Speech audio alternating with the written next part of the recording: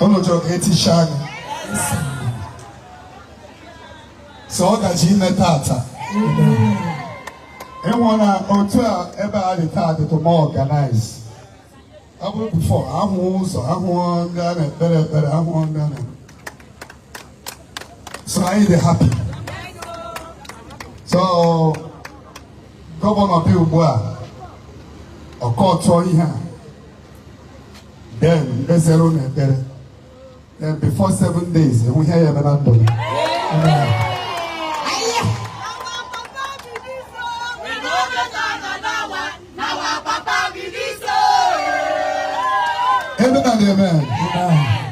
Okono mani ha Imo State. Mepe, I Mepe today. We're opening officially today. Next month, and then from now to 2 months, we are going to open Anambra own. Anambra own is even bigger. So we're happy that Zion is a blessing to mankind. So God bless you. Amen. God bless all of you. Amen. I am more official then upon the programs. I'm going to go down here. Yes, sir. The moderators that will be. Yes, sir. Are you the one? No, I don't need. But God bless you. We must stay. God bless you.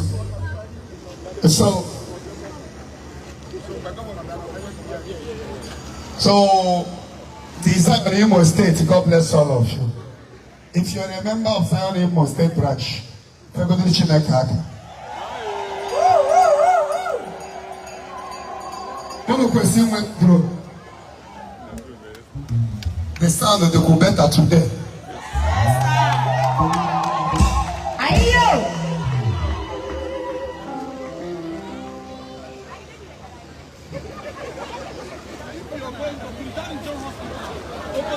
Ebuka Obi Zion.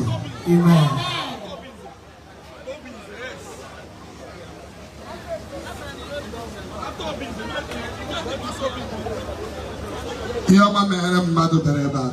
Amen.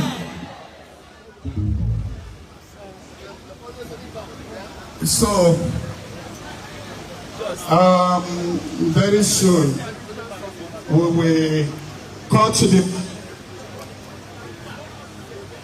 We are happy. The house is a mansion.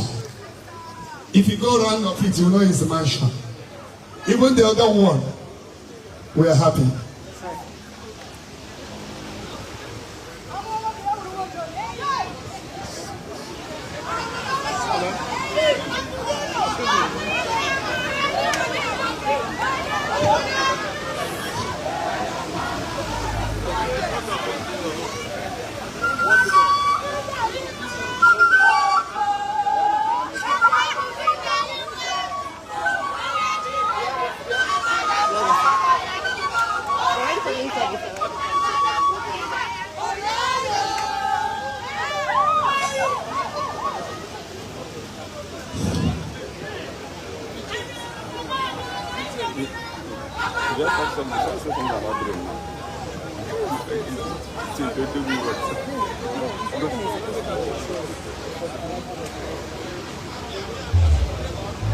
The Reverend Sister, God bless you.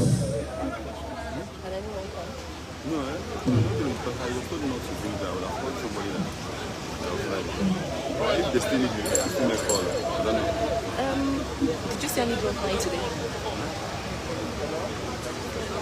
God bless all of you. After I'm a president, better, you put a balago soup. Within these few minutes, then I chong my kuruma by this time. Your man, I can't do I'm in South Africa. I'm in never like on him, man. I'm an opera crusade. I'm a man and Mayana will flow today. Imo State will not forget this mansion. And this kind of big mansion for less privilege in Imo State. And for all people's home, this is the first time we're happy. Kwana Chineke aka.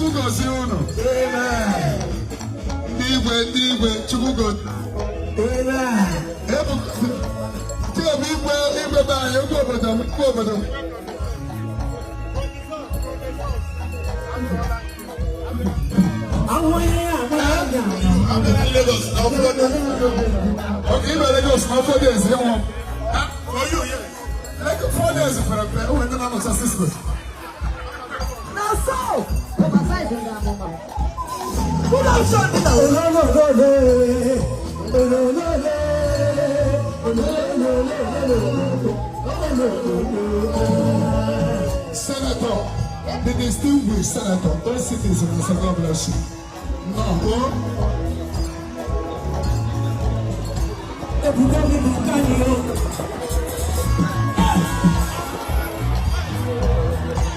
Láti mọ̀ bàtà wo fàdọ́ kúrò.